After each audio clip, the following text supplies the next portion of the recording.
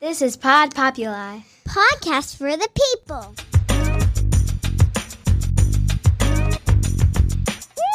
The Great Love Debate.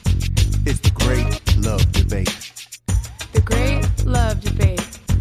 It's the Great Love Debate. Hi again, everyone. It's Brian Howie. Welcome to the Great Love Debate, the world's number one dating and relationship podcast. Since 2015, I'm here at the very fine studios of Pod Populi, Podcast for the People. I am at the one in Greenwich, Connecticut.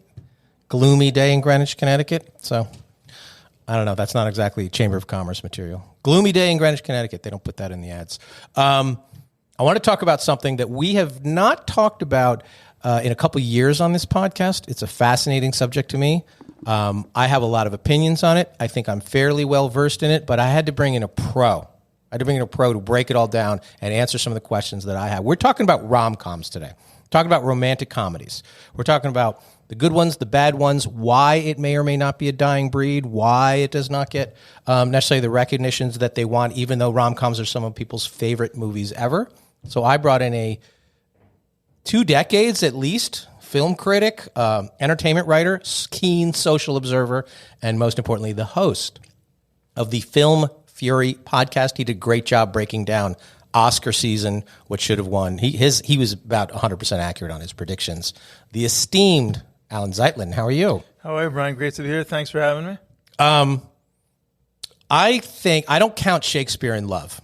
I don't think it's a romantic. I don't think it's a comedy. I don't think anything about it. If you take that out, and I'm going to arbitrarily just take that out of the equation, a romantic comedy has not, I believe, won Best Picture since Annie Hall nearly 50 years ago. Is that right, or am I missing one? I think it's true. There's some debate. Is Silver Linings Playbook a romantic comedy? Is Jerry Maguire a romantic comedy? They didn't win, though. There's a film that I love, Eternal Sunshine of the Spotless Mind, that has little comedy. So I think... But they didn't win, though. Right. I think you're correct. They all win something. Almost Famous is, I think, a romantic comedy. Right. One screenplay. I think Silver Linings Playbook, Jennifer Lawrence. That's another thing. The Academy tends to honor the women, the female. Plenty of supporting actresses, but not the film as a whole. I think since Annie Hall, that is a long, long time to go with a lot of very, very popular movies.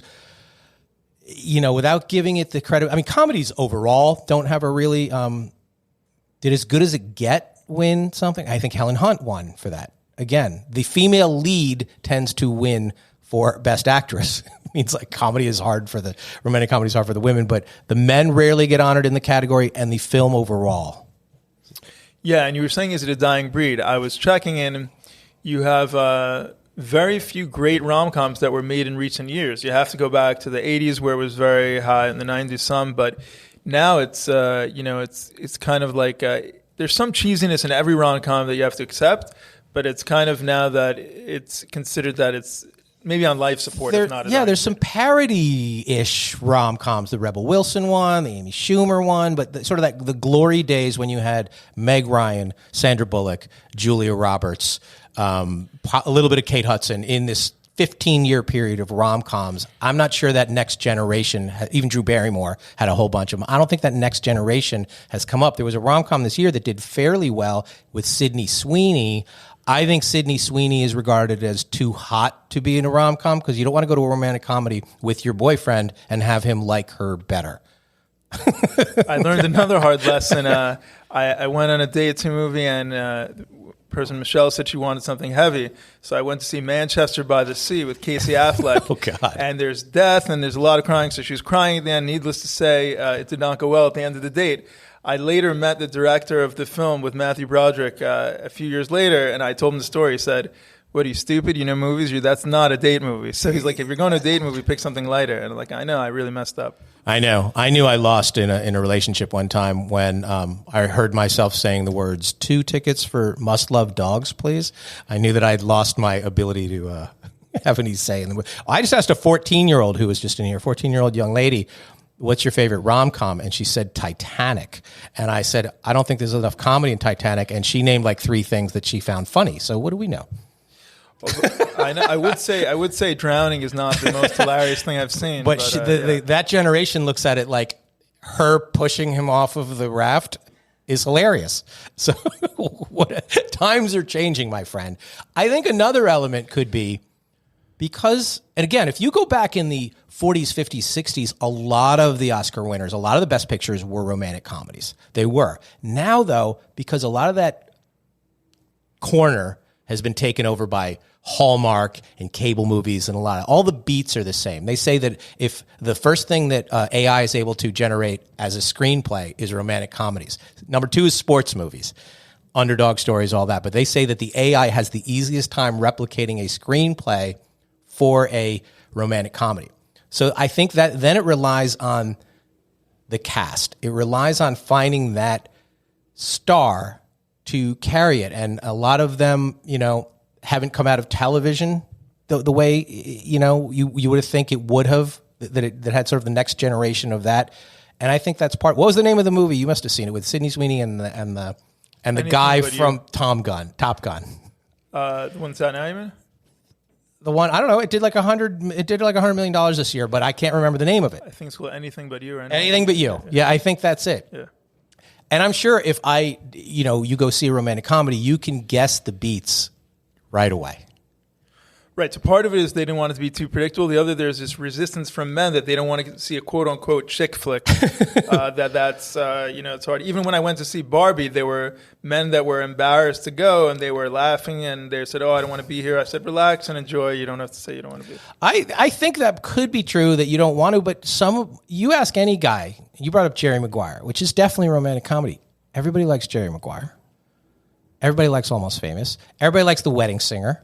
Pretty much every Adam Sandler movie is pretty much a romantic comedy. 50 First Dates is a popular one with Drew Barrymore where he has to convince her each day that she likes him. Absolutely. And Drew Barrymore had a nice run. She was in Sandler movies. She was in Music and Lyrics with Hugh Grant.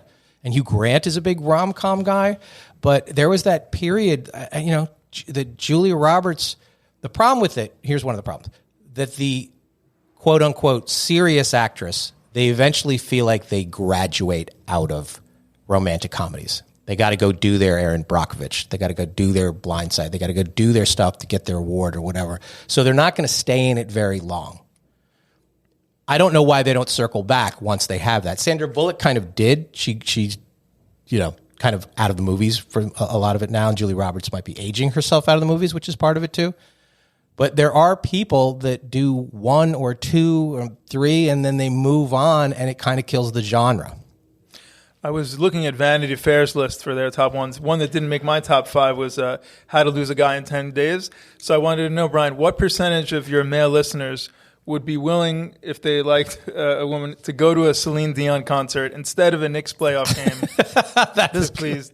I know that is a really good point. That is a big rom-com. That's a very popular movie. So last time we did this was about 3 years ago. I made the argument, and I stand by it, that When Harry Met Sally is the number 1 rom-com. And if you Google various lists, most people tend to agree with that. And it holds up. It holds up because you could believe the story. You could believe the obstacles. It wasn't so much guy trying to get girl out of his league, even though Meg Ryan was super cute. It's guy trying to figure out this basket case and her trying to figure out why the man thought this way. And they went through all kinds of things and they eventually got together. That holds up in any decade. Yeah, the knock on it is that there's too much dialogue, but I really... God forbid. I originally had it as my number 2, but I had to push it. We'll see, because I didn't think it would stand up. It's like the 10th time I've seen it, and I didn't expect it to stand up in 2024 as it did so many years ago, and I was surprised that it did. I mean, and it still works, and it hits all the things that it needs to. Meg Ryan had You Got Mail. She had Sleepless in Seattle. Was she in Joe versus the Volcano? Was that her? I think so. I think that's her too. Like, she had a run, and then we don't see a whole lot of Meg Ryan anymore. Yeah. She did one that came back this year with David Duchovny, but I think it was like a Netflix movie and nobody saw it. But she had that something about her where she was certainly cute enough, she was certainly likable enough, but there was a little bit of like basket case appeal that makes her relatable and makes it be like the guy who's going on a date to the movie. He's not going to, I brought up Sydney Sweeney thing. You might go to a fraternity house now and you might see a Sydney Sweeney poster on the wall. No matter how lovely the ones I just named, Sandra Bullock, Julia Roberts, you're never going to see a poster of them on the wall. I think that is a key element of appeal, that the woman is going to bring her date to a movie and not think that the date's going to like the girl in the movie better. And then Jennifer Lawrence had No Hard Feelings in the summer, but it was a little different because it was a younger guy, and it was. Did she have? I didn't see that. I know the movie. Did she have a romantic lead in that movie? Kind of, but it was more that she wanted to get money to pretend to like him, and it wasn't because he was younger. It wasn't like they're going to actually ever have a real romance. So it was more. It was kind of, but it was. She was good in it, but it wasn't. I'm hoping there can be a resurgence in rom-coms because I like them, and yeah, I think everybody likes them. I think they're good. Silver Linings Playbook was really off the wall, and again, she played a troubled at best woman. So did he. They got together. It was funny, but it didn't do huge box office. Silver Linings Playbook is not part of the everyday vocabulary. People don't talk about it that much. But it was great, and it was honored. Not Best Picture. Doesn't get the top slot. What was your one? So you said Harry Met Sally is not your one. That would still be my number, but we'll go from 5. So the number 5 would be The Princess Bride, Rob Reiner. Yep. You had Carrie Ellis as Humperdinck and Robin Wright, who was as this princess. So, of course, you have one of the best lines ever of Mandy Patinkin. Hello, my name is Inigo Montoya. You killed my father, prepare to die. So when you have a line like that, it's great. You have Andre the Giant making jokes, and I don't know how he was able to do that. That was, of course, great.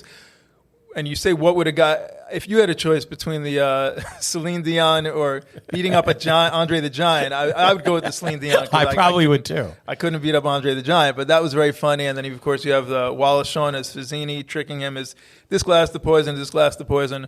But that was really very classic, very true. But what I found most interesting is the show The Wonder Years that I liked. Kevin Arnold was played by Fred Savage. He has Columbo, Peter Falk there with a book, convincing him at the beginning, hey, this is a story worth reading. He said, oh, is this a lot of kissing in this? Is this kind of a girl? He said, no, there's pirates, there's violence, so it's very meta. It's like convincing the male audience you can like a rom-com, and there can be violence too, and there can be cool stuff. So that I thought was very well done. It was very, very pure, and everything was solid. There wasn't great acting that'll knock your shoes off, but it was funny, and it had a sweet romance. Of course, I hope most men don't have to say "as you wish" to everything the girl wants. But they don't, but that is a good choice. When you bring up Princess Bride to the people who are familiar with it, everybody's like, "Oh yeah, I like that movie." Right. 4, I would say Julia Roberts. I didn't love Pretty Woman as much as others. I like Julia Roberts much better in My Best Friend's Wedding, because in every movie we root for someone, and this is one of the rare movies that we start rooting for her. But of course, you figure, okay, Julia Roberts, she's, all these people have a good friend and they wait too long and they didn't pull the trigger. Who's going to beat out Julia Roberts? Well, Cameron Diaz at 20 or 21 could beat her. Right. And we're rooting for Julia Roberts, and we want her to steal the guy away, Dermot Mulroney. Right. It's weird that Julia Roberts is the less attractive one at that time. That in the never movie. happens, and it never happens that she's doing something bad. And the viewer, we shift and we're like, wait a minute, she's not the goody two-shoes. She's not the one they're rooting for. We want Cameron Diaz to win. So I think that's against the cliche and against the norm. So that's something very cool, and that's something that I like. Yeah. And I would give it a number 4 there. And of course, that film shows, a wedding where I think in real life, I don't know if it's happened to you. It happened to me that a friend of mine married a cool person. I was happy for them. Never a person I wanted to marry. But if that did happen, I know they say the ends justify the means. Would you think there could ever be a situation where if you're really to get the person you love, in the film, he writes for a sports magazine and she sent a fake email. Do you think it would be okay to do something, quote unquote, immoral if it means you'll be able to marry the person you love? Yeah, no. Right. That's a hole in the story that we have to cut. It's fairy tale. Right. But you don't think it's good to do something totally off the wall? I don't think it's good to do it totally off the wall. I think you got to respect the day. There are people that would throw their grandmothers down the stairs to get the person they love. But I think so too. There's plenty. To There's plenty of movies where somebody shows up at the church and says, "Stop." There's plenty of those. Number 3, to me, is number 1 in terms of dating and a movie that's instructive, that could give you good things to take away. But in terms of movie, it's not the best. Number 3 is still very good. 300 Days of Summer with Joseph. 500 Days of Summer. Why did I say that's so funny you bring that up. That is my second favorite. I brought it up on the last thing, and so many people hadn't seen it. Right. The thing about that movie, not to give away the end or anything like that, they even say this is not a love story. This is a story about tell love. You from the beginning. They tell you that right up. That is a fantastic movie. It's very well crafted. It's very well done. I think that's great. You bring that up. Yeah, 500 Days of Summer. I should have said 500, not 300. Yeah, 500 Days of Summer. But one of the reasons it's great is because it's very real. It's things that have happened. It's dialogue that I've heard. And we all like to play Monday morning quarterback when a relationship doesn't work out. I tell everyone it's okay to play Monday morning quarterback. Don't be Tuesday morning quarterback. Give it up by the next day because you're not going to know if you could have done this. What if I said this? What if I took her to this restaurant? What if I did something different? And the truth is, again, without giving it away, a person could say they're not ready for this, they're ready for that. But there's some hard truths that Zooey Deschanel as Summer says that she's such a sweet character and so nice, but she gives it to him straight at a certain point. And sometimes we do need to hear the real things in life. We do need to hear the truth. And when you look back, you could see all the signs that people didn't pick up on, whatever. She does give it to him straight. And there is nothing, and she's delightful, and you could just see the movie. We're going to give it away. Could not get a higher recommendation out of me. I think that movie's fantastic. Right. Yeah, but I would say 500 Days of Summer, definitely go see that. Number 2, some people might disagree, but Say Anything with John Cusack. One of the things it reminds me is that I'm 45. When in my early days of dating, I had to pick up the phone, no cell phone, and a father would answer the phone. And the father might say, "Who's this? What do you want with my daughter? Why should I let you go there?" Mm-hmm. So you had a first obstacle to overcome. Now you just text and you're there. There's no obstacles. People don't realize. So there's a scene where he calls Ione Skye as the actress and John Cusack as Lloyd Dobler, a kickboxer. He doesn't really have such a strong life going ahead, but he has guts. And we talk about how do you get someone to go out with you all different ways, pick up lines that don't work.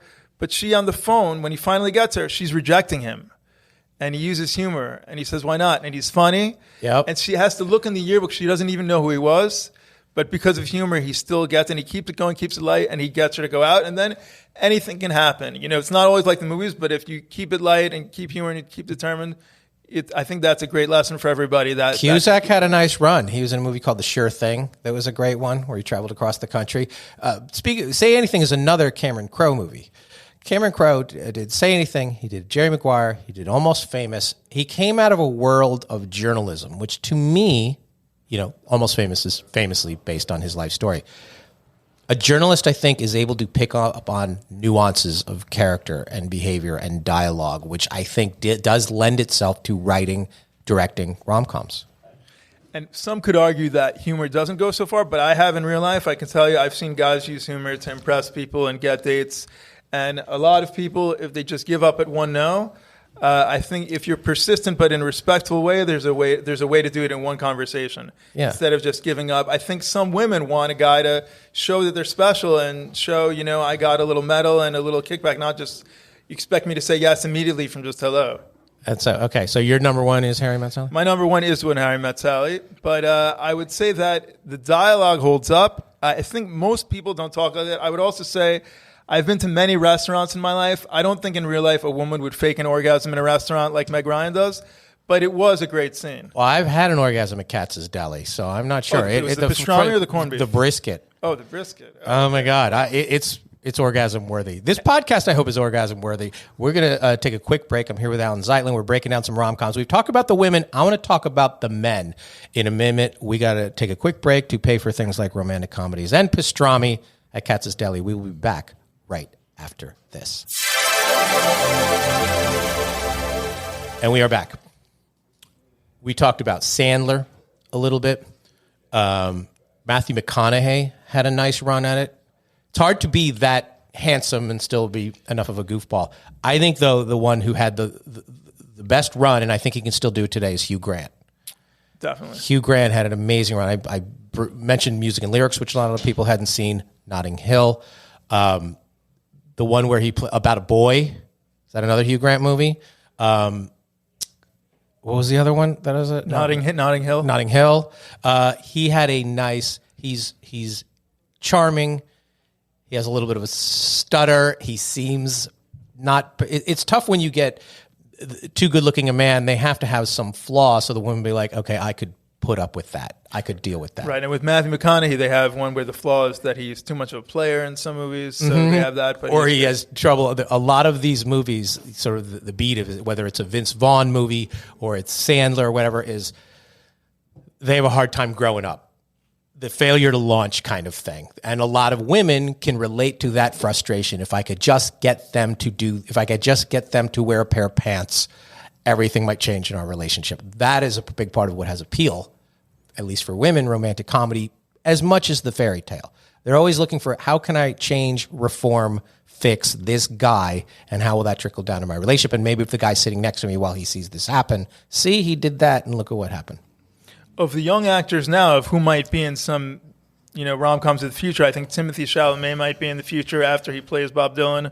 That is, I didn't even know he was playing Bob Dylan. That will go a long way to, and don't be offended if I say this term, but I'm going to say it butches up Chalamet a little bit. It mans him up a little bit. He's a little too delicate, I guess is the word. I think that's a huge part to take on.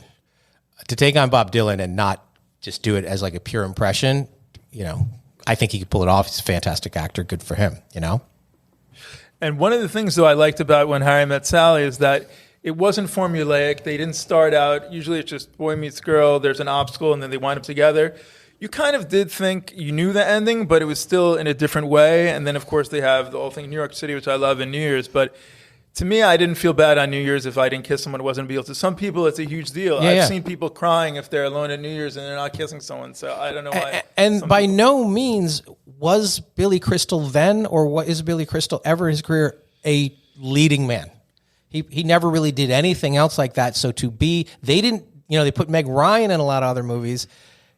You clearly could believe that his character, Harry, obviously, would end up with her, but he didn't get a whole series of romantic comedies. I don't even think he got another one. I don't think any women had his poster on his wall. That's why. I don't either. But he's obviously a comedian, and Jack Black has had more romantic comedies than Billy Crystal did, who arguably did the best one ever. He went on after that and probably did City Slickers and stuff like that. Not romantic comedies. He was married and loved his wife, and that's sort of the story of all that. I think is with the male actors, they either place them in comedy or drama, and then they try to do a few in between, and it's not like you had Julia Roberts and Meg Ryan. I guess Tom Hanks for a while was the guy there. A good point. Yeah, so Tom Hanks had a long, long run, starting probably with Nothing in Common, go way, way back, Splash. He was the non-threatening good guy. Non-threatening good guy, good looking enough. You could see funny, goofy, sort of, the turf that eventually I think Vince Vaughn probably took over. You could see that. But then Tom Hanks, you win 2 Oscars back to back, you're not necessarily going back to that. I said that about Woody Allen. Like Woody Allen, if you go back to the Bananas, Take the Money and Run, the 60s, 70s Woody Allen, he is as funny as everything. He hasn't made a really traditional funny movie in 40 years. Long, maybe like Hannah and Her Sisters you could probably see as a comedy, but he really has gone in, for somebody who puts out a movie every year, which he pretty much does still to this day, he hasn't gone back to that, and you kind of remember how funny Woody Allen was as a writer. And to cast himself, which he always did, alongside beautiful women, which, to give him credit, he did date a lot of them in real life, You think that right now, in terms of the movie studios, they just don't think it can really do well at the box office, so they're reluctant, or they don't have the actors that they think are the right combo of the leads that will make it a smash? I don't know. That is a good point. It is hard to hit that bullseye, and a lot of times, Heaven Can Wait is a rom-com, right? That was a remake. He was at the height. Warren Beatty at that time was at the height of his powers, and he decided, I'm going to remake an old movie and I'm going to make a rom-com starring me. But you kind of have to be willing to do that. I think Bradley Cooper, if he wanted to just say, I'm going to write, direct, and be in a romantic comedy, it's probably going to be awesome. He can certainly get it funded. He can certainly get it made, and it would probably be great.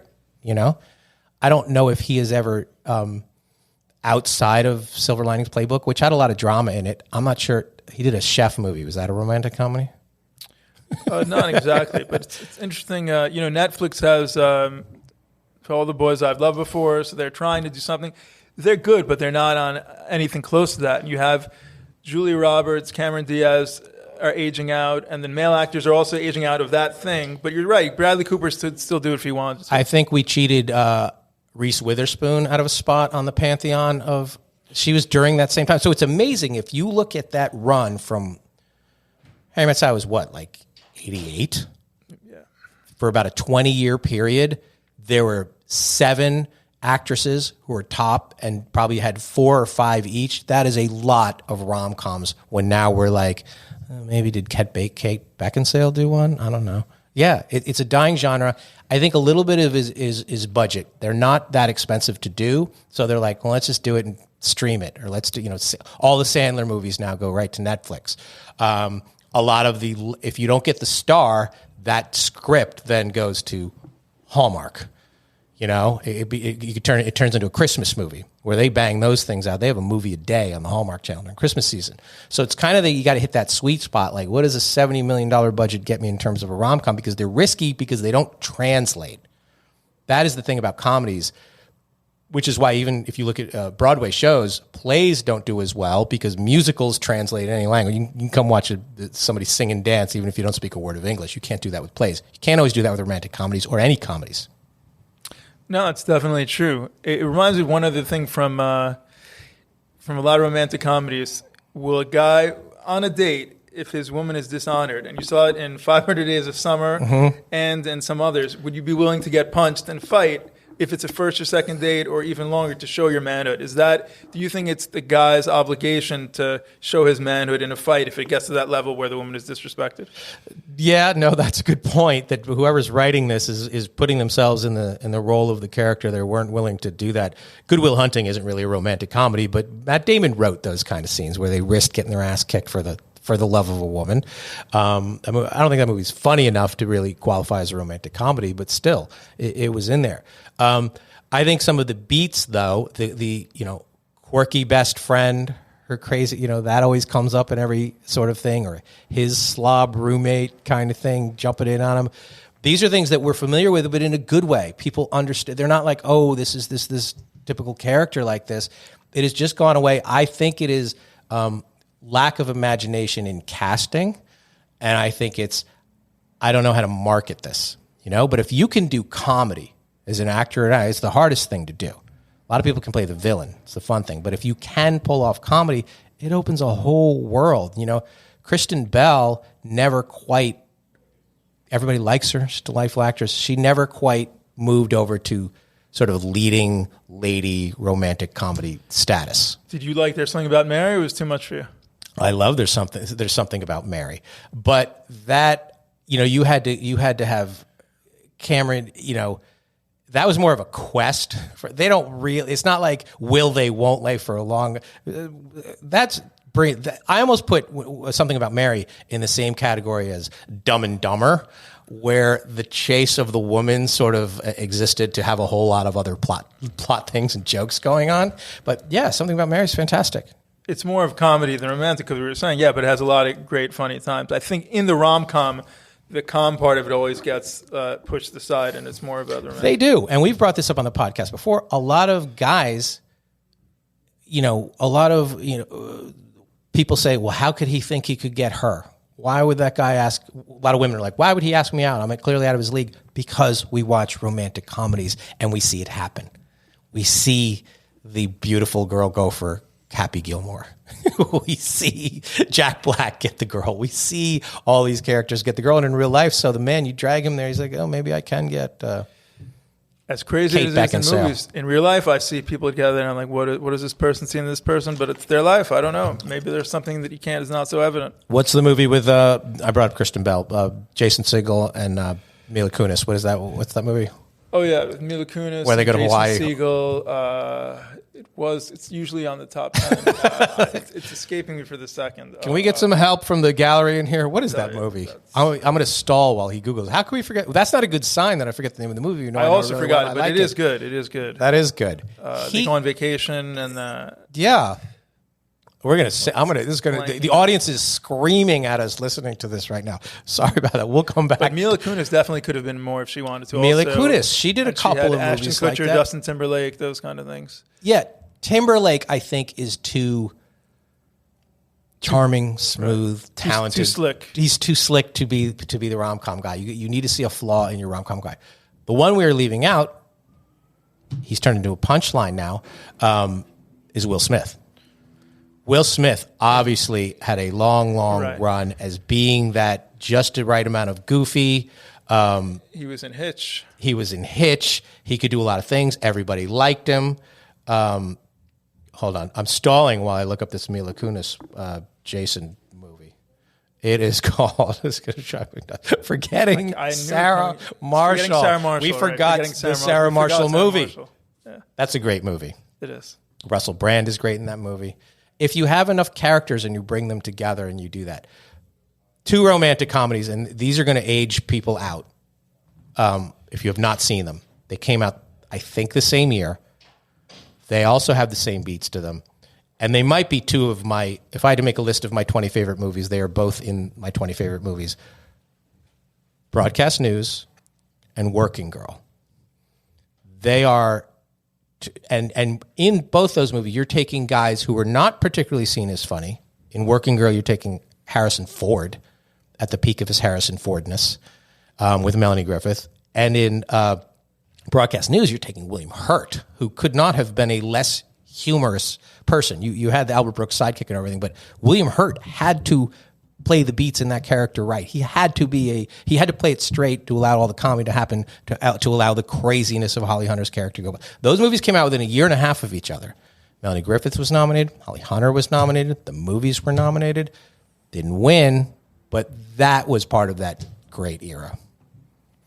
I wonder also, is it a thing that in 2024, are people still going on dates and wanting to see a romantic comedy in the theater? Maybe they think people are. That is another part of it. So I don't think that the studios can gamble on people going to the theater. They know they're going to go to the theater because they need the IMAX. They need the comic book movies. They need the superhero movies. They need the action movies. Because you don't really need that on the big screen, that's a good point. A lot of these are ending up on Apple. They're ending up as or if you want to write this, a lot of the talented writing, it wants to have a series on HBO. But I think what's interesting with Adam Sandler and 50 First Dates, for any relationship that works, we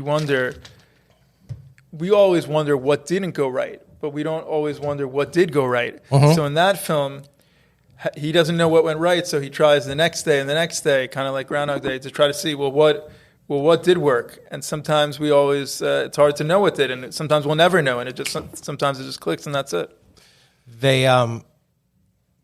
You brought up, I brought up the television thing. David E. Kelley, who went on to make a bunch of movies, still, I think, married to Michelle Pfeiffer, so props to him. He created Ally McBeal, and Ally McBeal won, not to get into television, won Best Drama and Best Comedy in 2 different years. I can't even believe what a bullseye that is to pull off. And you forget how groundbreaking that show was, to the point where Robert Downey probably owes his career now to Ally McBeal letting him, at the peak of his bad boy behavior, couldn't get insured on any movie. Nobody could do it. They allowed him to play like a little romantic interest sidekick of Ally McBeal that sort of made him trustworthy in the Hollywood industry again, you know? No, that is something, because it's a way of getting back. We'll see if there are other actors that can do that. I wonder if we'll see some now try to get into that. A lot of actors that have never done comedy want to do that, and that's a vehicle to try to get in. We might see some series, or I think Netflix is going to do a lot where it's just straight to streamer, that you have trilogies or books that are based on that. And they also want to go at the YA crowd of high school age, because a lot of these classics, Say Anything, it's high school age, but the actors, of course, are older, and they're like, yeah, the actor's really 25, but we're going to say it's high school, kind of like Grease and that. But I think we might see a resurgence, but it may not be in movies in the theater. It might be for streaming. There's also been this run of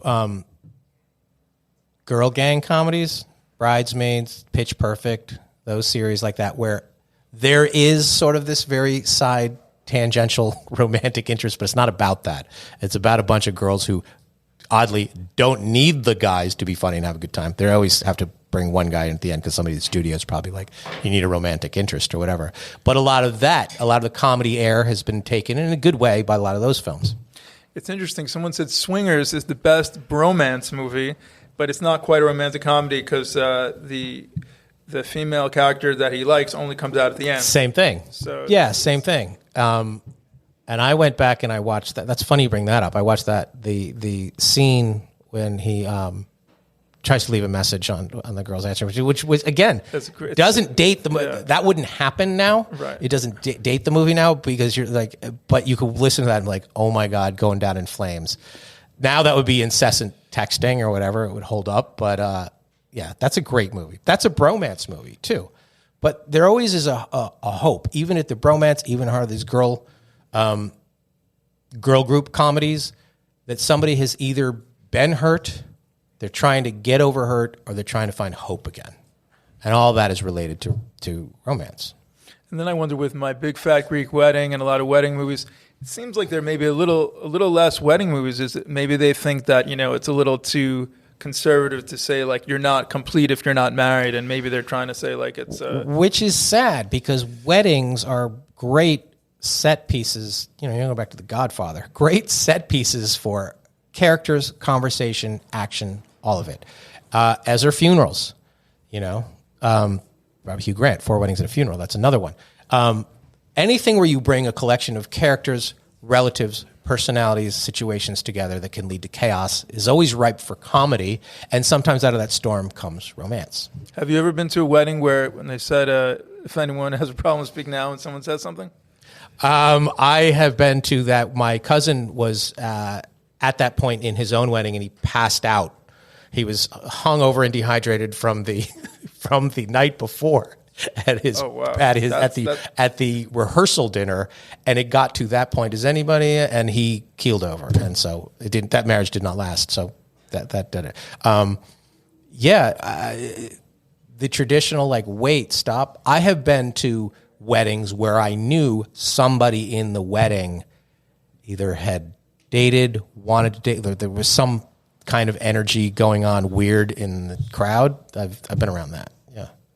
That's because I've been to some crazy weddings, but I've never been to one where there was a ruckus like that. But I just wondered what it would be like in real life to be that. But you're right, it does play out because there's all that stress and that expectation. And that's why one of the greatest things about 500 Days of Summer, which I recommend everyone see, is that in the end they have expectation and reality side by side. I know. And you see that, and it's so jarring that happens in romance, but also in our job. And we always have these expectations, and then some people can't have movies.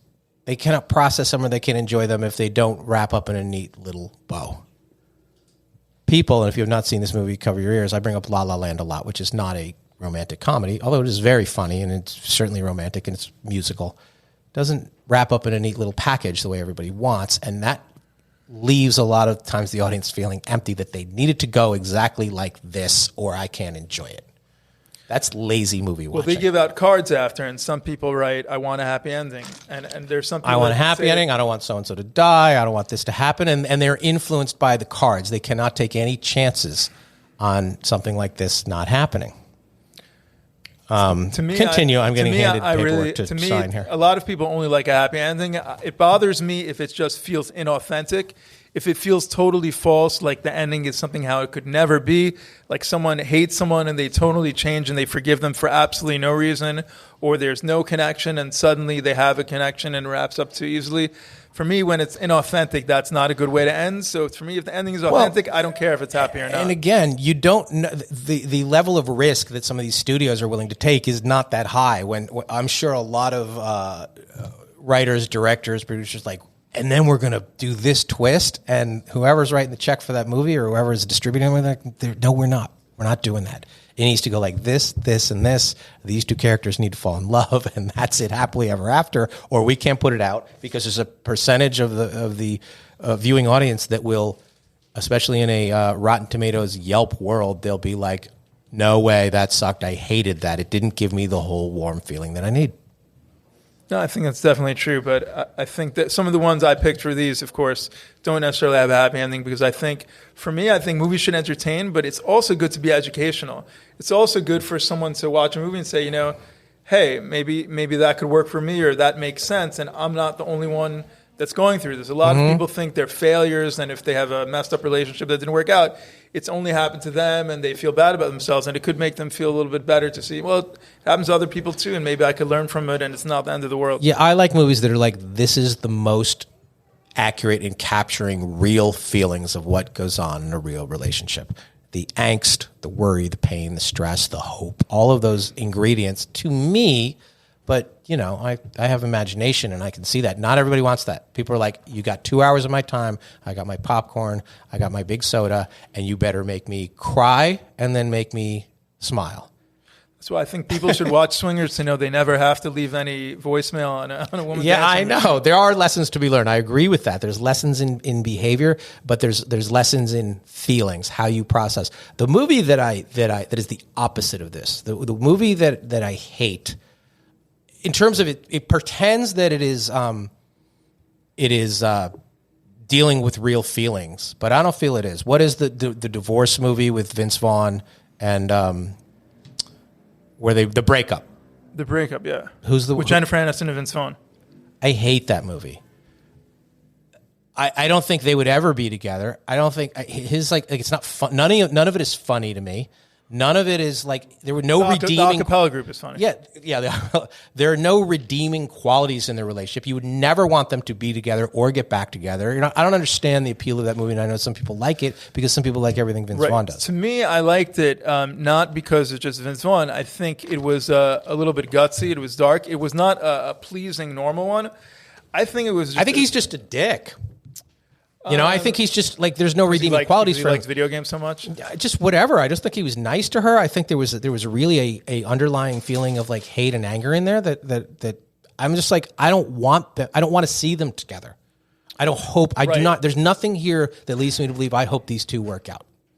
I understand that. I thought it was a different kind of movie that you see that says you can be cordial and that you can end things and it doesn't have to be the end of the world. I think a lot of people wanted different things and wanted like amazing high moments. Yeah, but then they get back, they like meet at the end. But they're not together at the end. They just say hi and that's it. I thought they were like meeting for coffee or something when he's like on the boat. I think at the end of that movie, they're friends and nothing's going to happen. I think Is that what I'm supposed to think? that movie helped prevent suicides. I think it was like you can get divorced and it's not the end of the world. See, I thought that it comes back around. Sorry if you haven't seen it. It's been out long enough. No spoilers on the breakup. That we're supposed to believe like, oh, they see each other again and maybe this will work out. No? I think at the end, it's not. I think my take was that it's not going to work out, but that, it's not the end of the world and they'll see other people and don't sit at the ledge of the roof. But some people do. I'm sure there are people that are locked in one relationship and it ends and they're totally despondent and they feel they can't go on. Well, I'm somebody who doesn't like in Castaway how quickly Helen Hunt's character moves on. Well, the volleyball was very sexy. That was a sexy volleyball. I know. No, he moved on to the volleyball. I want her to wait a little longer. He was only gone like a year. She's already like remarried. Right. That's a little hasty. How long is it? What's the limit you think when someone could go for the next relationship? 2 months? After death? Yeah. 1 year in full black. That's what I would want. I